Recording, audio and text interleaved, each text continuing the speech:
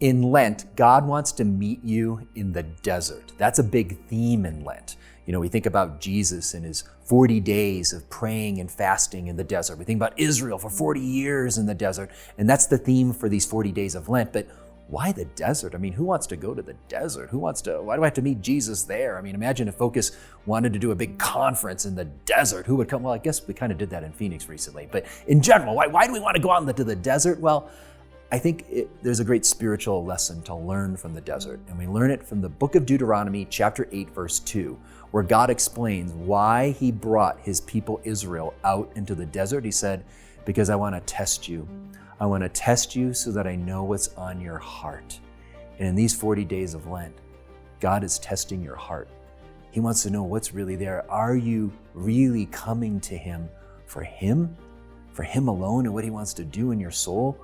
Or you come to him more because, well, it's fun being Catholic. I got all the Catholic friends and I like doing these things. What's really on your heart?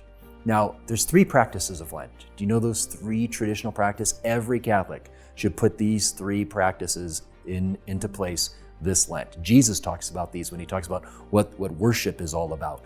It's prayer, fasting, and almsgiving. And I want you to think of these things as not just sacrifices we're making. It is, and we unite them to the cross of Christ. But I also want you to think about them as making space in our heart for God, because that's what God wants to do in your heart this Lent. It's not like he just wants you to give up something for the sake of giving up something. You're giving up something to make more room for him, for his love and his healing and his grace to change you, to fill your soul more. So let's think about that. How can we bring in more fasting into our lives? You know, giving up something does just that. If I watch a certain show all the time, I love to watch sports, or I like maybe eating this kind of food. When I give up that food, or I give up my favorite show, or I give up checking the sports score or the news all the time, whatever it is, I'm just creating more space in my mind, in my heart for Jesus, to think about him, or to think about my wife and think about my children. I create more space for encountering Jesus in people, and instead of just filling my belly or filling my mind with senseless entertainment. Now, a second thing is we want to bring into practice prayer, of course. You want to do something in Lent where you grow in prayer, where you tell yourself, I'm going to actually pray a little bit more this Lent, or I'm going to go to Mass maybe a little more during the week maybe, or I'm going to take more time to read the Bible in prayer.